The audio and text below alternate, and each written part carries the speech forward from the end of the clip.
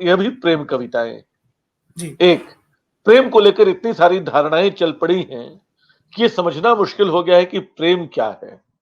एक धारणा कहती है सबसे करो प्रेम, दूसरी धारणा बोलती है बस किसी एक से करो प्रेम, तीसरी धारणा मानती है प्रेम किया नहीं जाता हो जाता है, एक चौथी धारणा भी है कि पहला प्रेम हमेशा बना रखता है, बशर्ते याद रह जाए कि कौन सा पहला था या प्रेम था। पांचवी धारणा है प्रेम व्रेम सब बकवास है, नजरों का धोखा है। अब वह शख्स क्या करे जिसे इतनी सारी धारणाएं मिल जाएं और प्रेम न मिले, या मिले तो प्रेम को पहचान न पाए, या जिसे प्रेम माने वह प्रेम जैसा हो लेकिन प्रेम न निकले। क्या वाकई जो प्रेम करते हैं वो प्रेम कविताएं पढ़ते हैं, या प्रेम सिर्फ उनकी कल्पनाओं में होता है? लेकिन कल्पनाओं में ही हो तो क्या बुरा है, आखिर कल्पनाओं से ही तो बनती है हमारी जिंदगी। शायद ठोस कुछ कम होती हो मगर सुंदर कुछ ज्यादा होती है।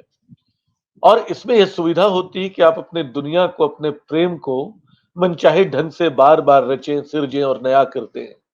हम में से बहुत सारे लोग जीवन भर कल्पनाओं में ही प्रेम करते रहे और शायद खुश रहे।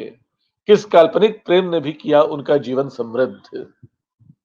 दूसरा, जो न ठीक से प्रेम कर पाए न क्रांति, वे प्रेम और क्रांति को एक तराजू पर तौलते रहे, बताते रहे कि प्रेम भी क्रांति है और क्रांति भी प्रेम है। कुछ तो ये भरमाते रहे कि क्रांति उनका पहला और अंतिम प्रेम है, कविता को भी अंतिम प्रेम बताने वाले दिखे।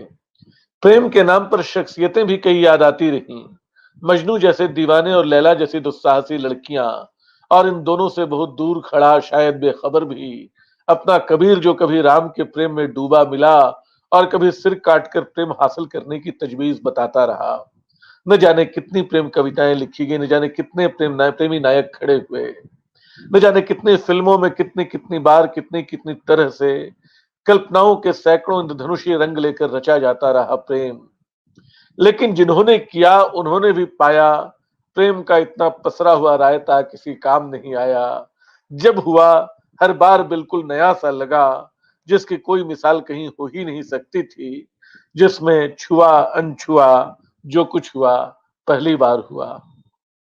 तीसरा, वे जो घरों को छोड़कर, दीवारों को फलांग कर, जातियों और खाप को अंगूठा दिखाकर एक दिन भाग खड़े होते हैं, वे शायद अपने सबसे सुंदर और जोखिम भरे दिनों में छुपते छुपाते कर रहे होते हैं अपने जिंदगी का सबसे गहरा प्रेम। वे बसों, ट्रेनों, होटलों और शहरों को अदलते बदलते इस उम्मीद के भरोसे दौड़ते चले जाते हैं कि एक दिन दुनिया उन्हें समझेगी, उनके प्रेम को स्वीकार कर लेगी। ये हमारे लैला मजनू, ये हमारे शीरी फरहाद, ये हमारे रोमियो जूलियट नहीं जानते कि वे सिर्फ प्रेम नहीं कर रहे, एक सहमी हुई दुनिया को उसकी दीवारों का खोखलापन भी दिखा रहे होते हैं। वे नहीं समझते कि उन दो लोगों का प्रेम कैसे उस समाज के लिए खतरा है जिसकी बुनियाद में प्रेम नहीं घृणा है, बराबरी नहीं दबदबा है, साझा नहीं बंटवारा है। वे तो बस कर रहे होते हैं प्रेम जिसे अपने ही सड़ांध से बजबजाती और दरकती हुई एक दुनिया डरी डरी देखती है और जल्द से जल्द इसे मिटा देना चाहती है।